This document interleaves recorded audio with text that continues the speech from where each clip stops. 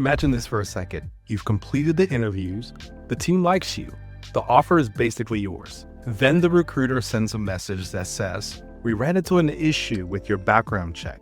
Now the process pauses. Or worse, the offer is at risk. And here's what surprises many professionals. Sometimes the problem isn't something you did, it's simply the error in the report. Incorrect employment dates, someone else's record appearing in your file, or a verification company that couldn't confirm something. And if you don't address it quickly, that error can quietly cost you the job, even when the information is wrong.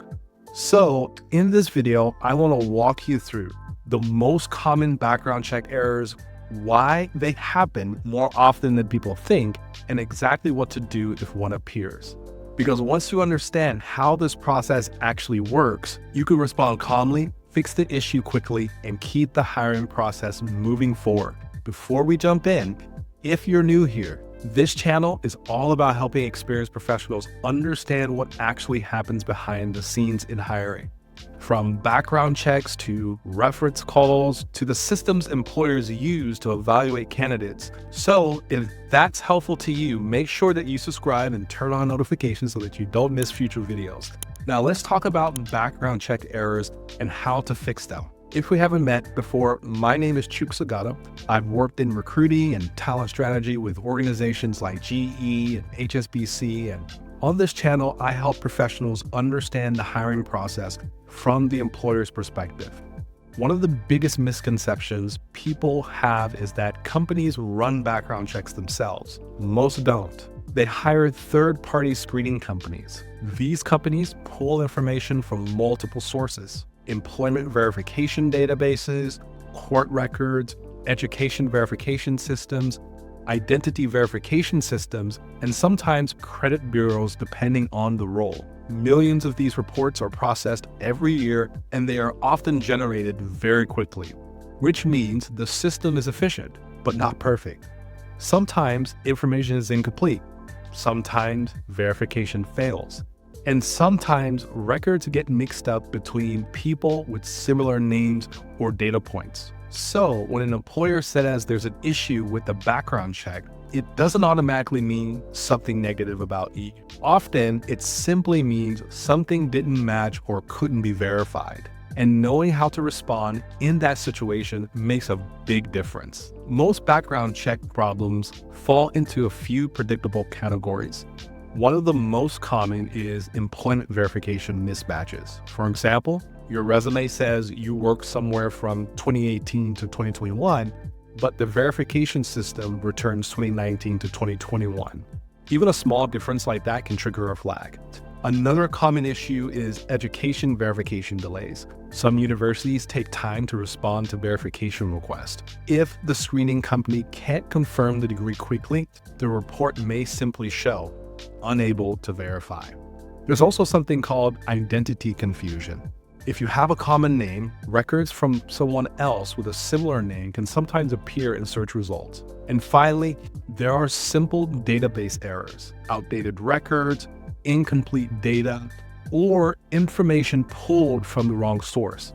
None of these necessarily reflect anything negative about you, but they still need to be clarified before the employer can finalize the hiring process. Background checks typically happen at the very end of the hiring process. By this stage, the employer has already interviewed candidates, selected their preferred hire, and started preparing the offer. But if something appears in the background report that doesn't match expectations, the organization has to pause and review it. Companies tend to be risk-averse at this stage, so when questions appear, they want clarity before moving forward. That's why speed and professionalism matters so much in how you respond.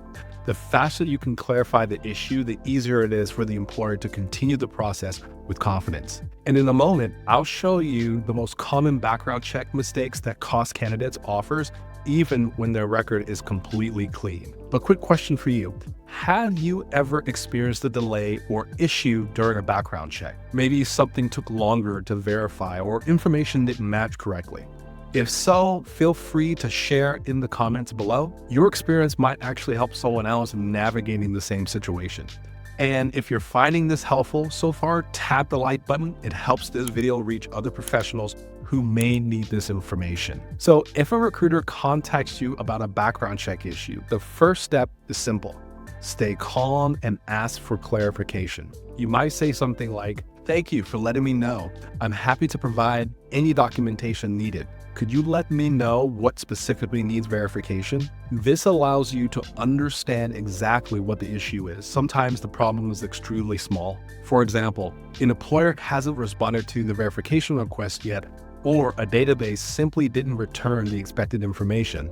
Once you know what needs clarification, you can provide documentation such as pay stubs, W-2 forms, offer letters, transcripts, employment confirmation emails. Your goal is to remove uncertainty quickly. Now, another thing many professionals don't realize is that you have legal rights regarding background reports. Under the Fair Credit Reporting Act by the Trade Commission, background screening companies must investigate disputes if information is inaccurate. If a report contains inaccurate data, you have the right to review and challenge that information. Employers are also typically required to follow up a process before taking negative action based on that report. That process usually includes notifying you and giving you the opportunity to respond or dispute the information. So if a report contains inaccurate information, there is a formal process available to correct it. Now, the most effective way to handle background check issues is straightforward. Respond quickly, provide clear documentation, communicate professionally, and avoid reacting emotionally. Something as simple as, "I'm happy to clarify anything needed and provide documentation," goes a long way. In many situations, once the employer receives the clarification, the hiring process simply continues. What feels stressful in the moment often turns out to be a minor verification issue. So here's some of my final thoughts. Background checks are designed to verify information, not to search for reasons to eliminate candidates. But because they happen at the final stage of hiring, even small discrepancies can feel stressful. The key is understanding that errors do happen. And when they do, the best response is calm, professional, and supported with documentation. That approach helps employers move forward with confidence. If you're currently navigating a job search and want more insight into how hiring decisions actually happen behind the scenes, I've included additional resources in the description below.